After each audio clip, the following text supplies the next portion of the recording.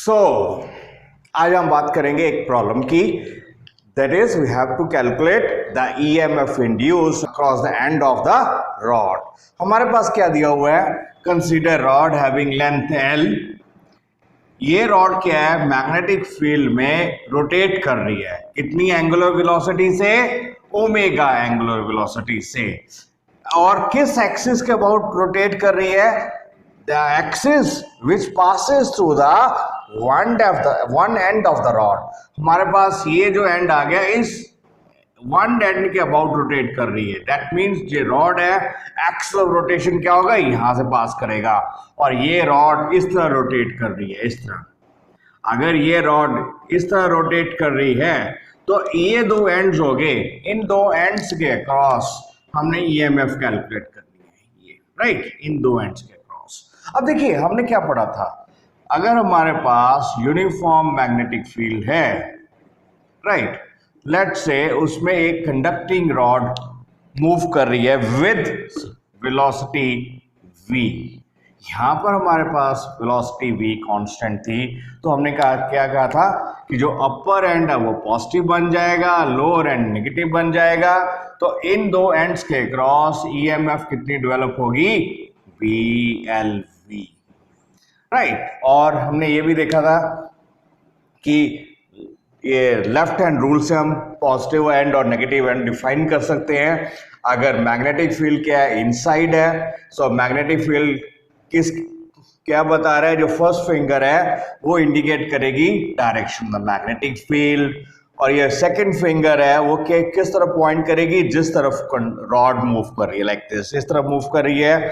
तो रॉड का ये टॉप एंड है वो पॉजिटिव बन जाएगा, लोअर एंड नेगेटिव बन जाएगा। लेकिन उस वक्त हमने क्या देखा था कि ये जो वेलोसिटी है वो कांस्टेंट है, और ये लीनियर वेलोसिटी है। यहां में क्या दिया हुआ है, एंगुलर वेलोसिटी, राइट। अब हमारे पास जो, अगर हम लीनियर वेलोसिटी की बात कर रहे हैं तो लीनियर वेलोसिटी क्या होती है, ओमेगा आर। दैट मीन्स जैसे जैसे हम इस सेंटर से दूर की एंड की तरफ जाएंगे, पेरीफेरी की दूर तरफ जाएंगे, दूसरे एंड की तरफ जाएंगे, तो हमारे पास आर की वैल्यू बढ़ रही है, आर की वैल्यू बढ़ रही है, तो जो लीनियर वेलोसिटी है वो इंक्रीज हो रही है। तो यहाँ जो पोर्शन होगा उसकी लीनियर वेलोसिटी कुछ और होगी, यहाँ पर पोर्शन होगा उसकी लीनियर वेलोसिटी कुछ और होगी, यहाँ जो पोर्शन होगा उसकी लीनियर वेलोसिटी ज्यादा होगी। तो डायरेक्टली हम ये फॉर्मूला डायरेक्टली तो अप्लाई नहीं कर सकते, तो क्या करते हैं कि हम छोटा सा पोर्शन लेते हैं, छोटा सा पोर्शन ले लेते हैं। ये हम मान लो छोटा सा पोर्शन है, यहाँ कितने डिस्टेंस पर है, r डिस्टेंस पर है। छोटा सा जो पोर्शन है, ये जो पोर्शन है, इसकी लेंथ हम मान लेते हैं दिस इज dr।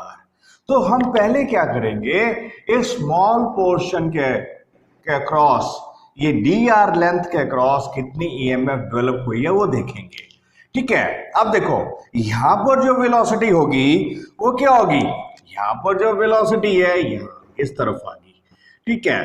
तो हमारे पास क्या होगा, ये जो वेलोसिटी है, देखिए ये जो वेलोसिटी है मैग्नेटिक फील्ड के परपेंडिकुलर है, ठीक है। अगर हम देखिए अगेन कौन सा एंड पॉजिटिव है, कौन सा एंड नेगेटिव है, अगर वो देखना है तो हम लेफ्ट हैंड रूल यूज कर सकते हैं।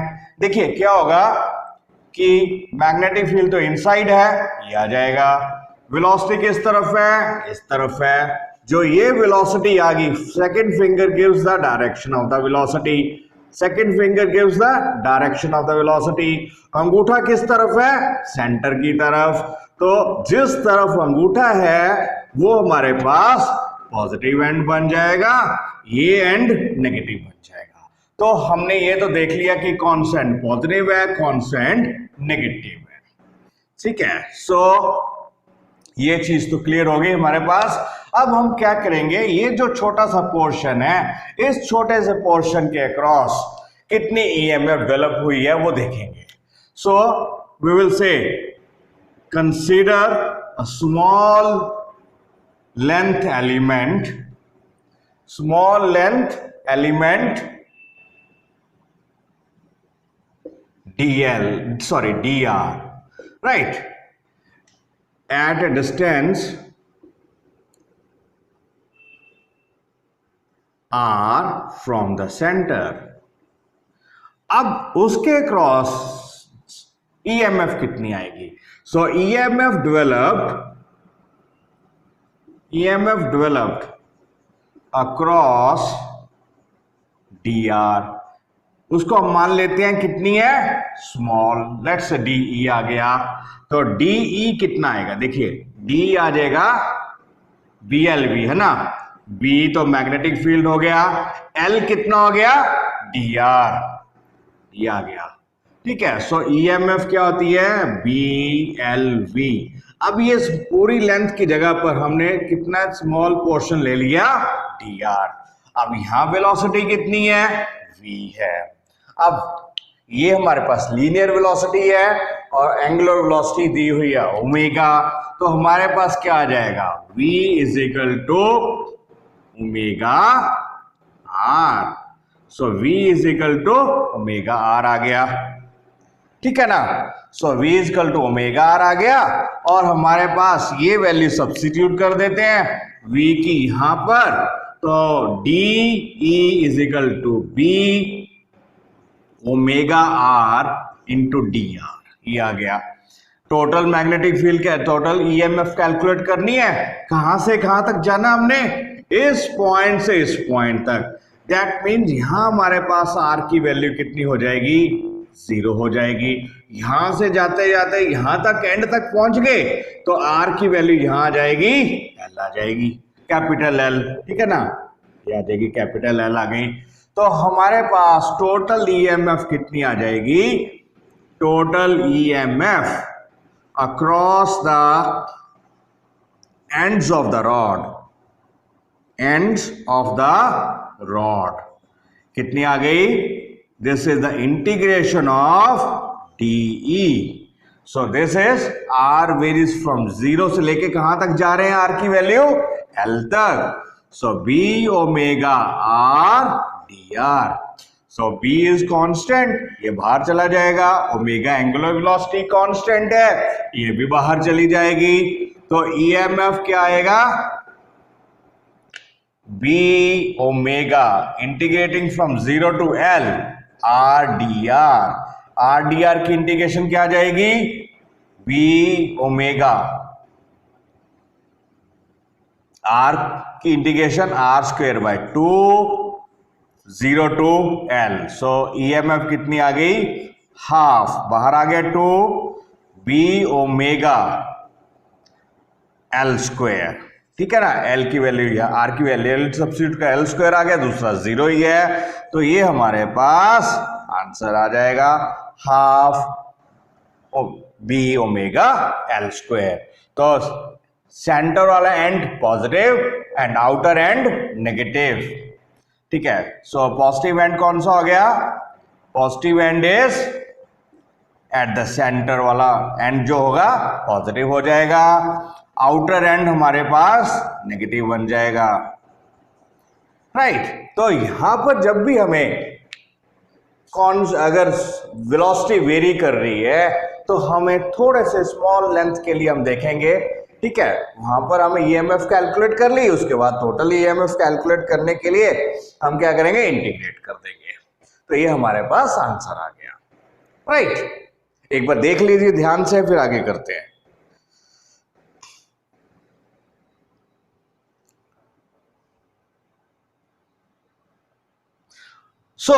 अब देखिए जो नया एक क्वेश्चन और है जिसमें हम बात करेंगे एनर्जी कंजर्वेशन की. अब हम बात करेंगे अगर रॉड को अगर मैग्नेटिक फील्ड में हम मूव कर रहे हैं तो हमें कितना वर्क करना पड़ेगा और कितनी एनर्जी स्पेंड करनी पड़ेगी, और जो हमने एनर्जी स्पेंड की है वो किस फॉर्म में जाएगी. हमारे पास क्या है? There is a uniform magnetic field. हमारे पास एक यूनिफॉर्म मैग्नेटिक फील्ड है directed into the plane of paper. Right. Directed into the plane of paper. ये हमारे पास मैग्नेटिक फील्ड आ गया. हमारे पास मान लीजिए क्या है? रेल्स है, कंडक्टिंग रेल्स है. ठीक है. थिक कंडक्टिंग रेल्स है. तो हम मान लेते हैं इनकी अगर थिक कंडक्टिंग रेल्स है तो इनकी खुद की रेजिस्टेंस निग्लिजिबल होगी, और यहां पर हम एक रेजिस्टेंस लगा लेते हैं। इसकी रेजिस्टेंस कितनी है? वायर की रेजिस्टेंस R है। सो अब यहां से अगर हम एक कंडक्टिंग रॉड को रेल्स के ऊपर मूव करें तो हमें कितना वर्क करना पड़ेगा?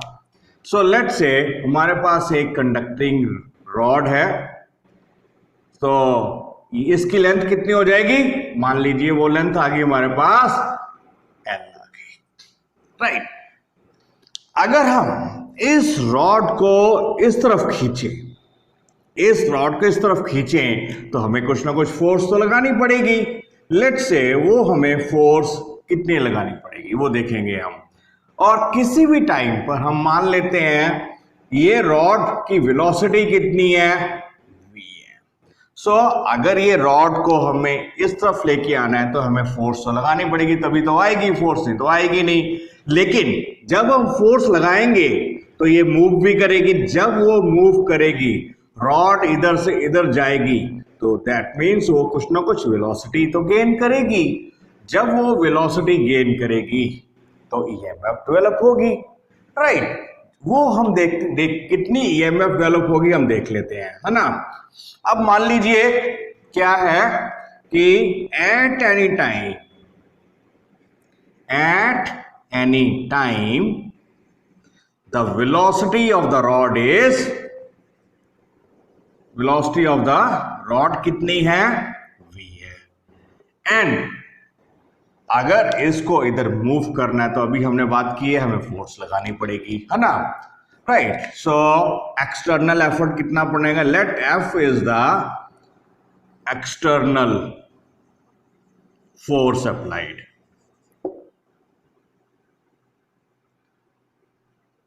To move the rod with, let say हम बात करते हैं कि इस रॉड को अगर हमें कांस्टेंट वेलोसिटी के साथ ही लेके जाना है ना, विद कांस्टेंट वेलोसिटी, राइट। ये v आ गया। अगर हम इस रॉड को v वेलोसिटी से इधर लेके जा रहे हैं, दैट मींस इस रॉड के अक्रॉस कुछ ना कुछ ईएमएफ डेवलप होगी, ठीक है ना। तो हम बात करते हैं EMF developed across the ends of the wire कितनी आएगी? End of the rod, ठीक है, कितनी आएगी? लेट से वो E आ गई, है ना। अब वो E की वैल्यू कितनी आएगी वो हमें पता है, दैट इज BLV। तो इतनी EMF डेवलप होगी, ठीक है ना। अब ये रॉड जो है एक पेट सेल की तरह बिहेव करेगी ना, यहां पॉजिटिव बन गया, ये हमारे पास नेगेटिव बन गया। वही rule, left hand rule use करो कि फर्स्ट फिंगर क्या है? It gives the direction of the magnetic field, जो कि अंदर को है, प्लेन के बोर्ड के अंदर को है। और सेकेंड फिंगर क्या बता रहा है कि रॉड की वेलोसिटी किस तरफ है? रॉड किस तरफ जा रही है? इस तरफ जा रही है। तो ऊपर वाला एंड कितना होगा? पॉजिटिव। नीचे वाला एंड कितना होगा? क्या होगा? नेगेटिव। लेट्स से ये हमारे पास P है, ये हमारे पास Q है, ठीक है। अब ये रॉड एक बैटरी की तरह या सेल की तरह बिहेव कर रही है। अब देखिए, अगर ये सेल की तरह बिहेव कर रही है तो करंट किस तरह फ्लो होगा? यहाँ एक पॉजिटिव एंड है, तो अब देखिए अगर हम कह रहे हैं कि ये बैटरी की तरह बिहेव कर रही है रॉड, तो करंट की फ्लो होगा, इस तरफ जाएगा, रेजिस्टेंस में से पास होगा, ये आ जाएगा। तो करंट की डायरेक्शन क्या होगी? इस तरफ फ्लो करेगी, इस तरह ना, रेजिस्टेंस में से पास होकर ये आ जाएगी। तो हमारे पास क्या आ गया कि करंट इस तरह फ्लो होगा, यहां से फ्लो होगा, तो ये जाएगा, ये आएगा। तो ये करंट इंड्यूस हो गया वायर में भी, है ना। Because of this current induce कितना हो गया? I। So induced current in the loop कितना आ गया हमारे पास? I is equal to EMF by resistance of the this wire, ये हमने कनेक्टिंग रेजिस्टेंस लगाई है ना, तो ये हमारे पास EMF बाय R, तो हमारे पास कितना करंट आएगा, तो this is BLV upon R, ये करंट आ गया। अब देखिए ये करंट भी इंड्यूस हो गया। अब इस करंट से इफेक्ट क्या हो गया देखना है अभी, ठीक है। जब ये करंट फ्लो करेगा वायर में से, तो ये रॉड एक करंट कैरिंग कंडक्टर की तरह बिहेव करेगी, है ना। तो अभी हमें क्या करना पड़ेगा कि ये जो रॉड है, rod will behave as current carrying rod, ये सिंपल रॉड की तरह बिहेव नहीं करेगी, तो इसमें करंट फ्लो कर रहा है, करंट कैरिंग रॉड बन गई, है ना। अब ये करंट कैरिंग रॉड है, तो मैग्नेटिक फील्ड की वजह से करंट कैरिंग रॉड या कंडक्टर करंट के ऊपर फोर्स लगेगी। तो अब हम बात कर रहे हैं, एक तो हमारे पास एक्सटर्नल फोर्स होगी जो क्यों हमें लगानी पड़ रही है इसको इस तरफ खींचने के लिए। अब वो क्यों इतनी ही फोर्स लगानी पड़ेगी, अब देखना है वो है, देखिए जब हम कह रहे हैं कि it is a current carrying rod, तो मैग्नेटिक फील्ड किस तरफ है, इनसाइड, ठीक है ना। अब ये करंट किस तरफ जा रहा है, ऊपर को। अगेन फोर्स इसके ऊपर, एक मैग्नेटिक फील्ड जो है वायर के ऊपर फोर्स लगाएगा। मैग्नेटिक फील्ड जो एक्सटर्नल मैग्नेटिक फील्ड है इस करंट कैरिंग वायर के ऊपर फोर्स लगाएगा, राइट।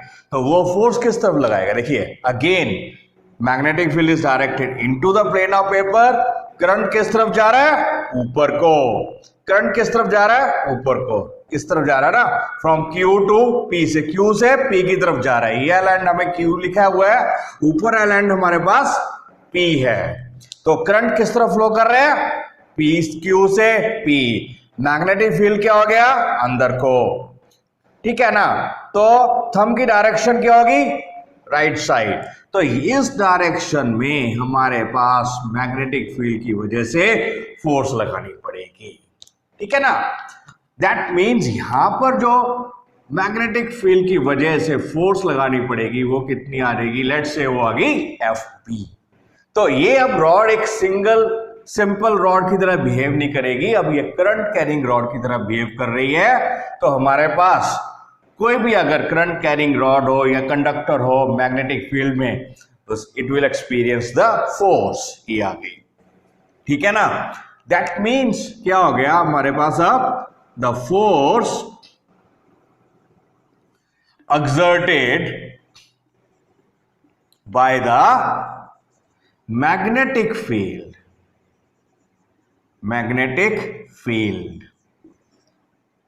on the rod कितना आ गया, लेट्स से वो FB आ गया, क्या होता है BIL। तो मैग्नेटिक फील्ड की वजह से फोर्स कितनी लगेगी, BIL, directed towards the left hand side, ये हमारे पास आ गया, ठीक है। तो I की वैल्यू हमारे पास क्या है, ये आ गया, है ना। तो FB की वैल्यू कितनी आएगी, I की value BLV upon R into L। तो हमारे पास मैग्नेटिक फील्ड की वजह से फोर्स कितनी आ गई, this is B square L square V upon R। So this is the magnetic field की वजह से ये फोर्स आ गई। अब देखिए अगर हमें कांस्टेंट वेलोसिटी से रॉड को लेके जाना है, अगर इस रॉड को v वेलोसिटी से ही इसको इस तरफ लेके जाना है, तो हमें कम से कम एक्सटर्नल फोर्स कितनी लगानी पड़ेगी, जो जिसकी खींचना पड़ेगा ना, रॉड को खींचना पड़ेगा। मैग्नेटिक फील्ड की वजह से फोर्स उस तरफ लग रही है। अब हमें इसलिए कहा था कि अगर रॉड को इस तरफ लेके आना तो हमें फोर्स लगानी पड़ेगी, है ना। जब भी ये करंट कैरिंग रॉड होगी तो मैग्नेटिक फील्ड की वजह से फोर्स लग रही है, उसके ऑपोजिट डायरेक्शन में हमें उतनी ही फोर्स लगानी पड़ेगी। कम से कम हमें इतनी ही फोर्स, मैग्नेटिक फील्ड की जितनी फोर्स है उतनी ही हमारे पास एक्सटर्नल फोर्स लगानी पड़ेगी, ताकि हम रॉड को स्लोली कांस्टेंट वेलोसिटी से खींच सके। That means we have to do certain amount of work, ठीक है। अब वो वर्क कितना करना पड़ेगा, है ना। तो हमें हमारे पास क्या आ गया, if we want to move, if we want to move the rod with constant velocity, we have to do external work. कितनी फोर्स लगानी पड़ेगी, जितनी हमें मैग्नेटिक फील्ड की वजह से है। तो एक्सटर्नल फोर्स की वजह का कितना वर्क कितना आ गया, या हम पावर की बात करें, let's say work done per unit time की बात कर लेते हैं ना। So work done per unit time, that means input power कितनी आएगी। तो दैट मीन्स अगर हम वर्क कर रहे हैं, दैट मीन्स हमें कुछ ना कुछ इनपुट पावर देनी पड़ेगी, लगानी पड़ेगी, ठीक है ना, वो उसकी बात कर रहे हैं। तो हमारे पास इनपुट पावर कितना आ गया, या हमें कितना वर्क करना पड़ेगा, external work done per unit time कितना आ गया, पावर इनपुट। तो जो हम बाहर से लगा रहे हैं पावर इनपुट, तो पावर इनपुट कितना आ गया, फोर्स इनटू वेलोसिटी। तो हमें कितनी फोर्स लगानी पड़ेगी, कम से कम जितनी मैग्नेटिक फील्ड की वजह से है। तो ये आ गया B²L² V upon R into V। So input power is B²L² V² by R। तो ये हमारे पास इनपुट पावर आ गई। हमने वर्क किया है, इनपुट पावर लगाई है, वो गई तो गई कहां, जो वर्क डन किया वो गया तो गया कहां। हम बात करेंगे, जैसे ये हम रॉड को मूव कर रहे हैं, करंट फ्लो कर रहे हैं, तो क्या होगा, that will be dissipated as the heat. जब वो करंट रेजिस्टेंस में से पास करेगा, तो that work done will be dissipated as the heat. So जितना हम काम कर रहे हैं, सारा किस चीज में कन्वर्ट हो रहा है, हीट में, right. So according to Joule's law of heating, so जो करंट फ्लो हो रहा है, जितना हमने करंट फ्लो किया उसकी वजह से हीट जनरेट हुई, ठीक है। तो हम जितना भी काम करेंगे, that will be converted into heat, because यहां पर कोई काइनेटिक एनर्जी तो इंक्रीज हो नहीं रही, काइनेटिक एनर्जी इंक्रीज नहीं हो रही, लेकिन वर्क हो रहा है। अगर हम कहते हैं कि there is a work done and there is no increase in the kinetic energy, kinetic energy increase नहीं हो रही, चेंज नहीं हो रही, क्यों, क्योंकि वेलोसिटी तो उतने की उतनी है, मास भी रॉड का उतने का उतना ही है। इसलिए हम कहेंगे जितना हमने वर्क किया है, सारा किस चीज में कन्वर्ट हो जाएगा, हीट में। सो यहां पर हम बात करेंगे, this whole of the work done is converted into whole of work done is converted into heat. So power dissipated की बात कर रहे हैं। सो ये हमारे पास इनपुट पावर आ गई। दूसरा हमारे पास क्या आ गया, जो हीट इवॉल्व हुई है, तो हम कहेंगे पावर डिसिपेट हुई है। सो पावर डिसिपेटेड कितनी आ जाएगी, डिसिपेटेड थ्रू द रेजिस्टेंस, हमारे पास आ गया power dissipated P is I² R। अब देखिए करंट कितना था, ये आ गया ना, तो इसको हम स्क्वायर कर लेते हैं, तो हमारे पास पावर डिसिपेटेड आ गई। Power dissipated is B²L² V² by R² into R। तो ये और ये कट गया, पावर डिसिपेटेड कितनी आ गई, B²L² V² अपॉन R। तो जितनी इनपुट पावर थी सारी डिसिपेट होगी। मैकेनिकल पावर किस चीज में कन्वर्ट होगी, फर्स्ट EMF इंड्यूस हुई, करंट इंड्यूस हुआ, और उसकी वजह से that is dissipated as the heat. So mechanical energy is converted into heat energy by first it is converted into electrical energy is converted into heat energy. right? So this is how we can say Lenz's law is in accordance with the conservation of energy, right? अब एक बार इसको ध्यान से देखिए, फिर हम आगे करते हैं। अब देखिए, हम बात करते हैं कि अगर करंट फ्लो कर रहा है तो कितना चार्ज फ्लो किया कंडक्टर में से।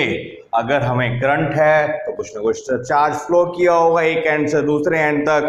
सो टोटल चार्ज कितना फ्लो किया वो हम कैलकुलेट करेंगे। अब देखिए हमारे पास क्या है, ईएमएफ कितनी है, let's say total charge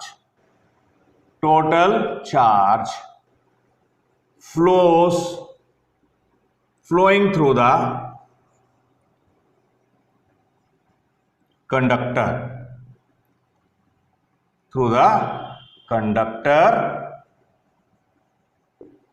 when current is induced.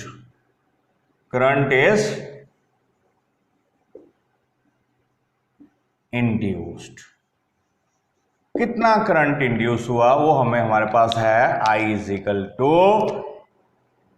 E upon R, ठीक है। अब हमारे पास हम बात करते हैं कि अमाउंट ऑफ चार्ज की बात कर रहे हैं तो हम बात करेंगे what is the magnitude of the EMF, ठीक है। तो हमने बात की थी EMF is equal to minus d∅dt होता है, ठीक है ना। तो अगर हम magnitude of the EMF calculate करें तो यहां से हमारे पास मैग्नीट्यूड ऑफ ईएमएफ कितना आ गया, मैग्नीट्यूड ऑफ ईएमएफ, तो दिस इज d∅dt।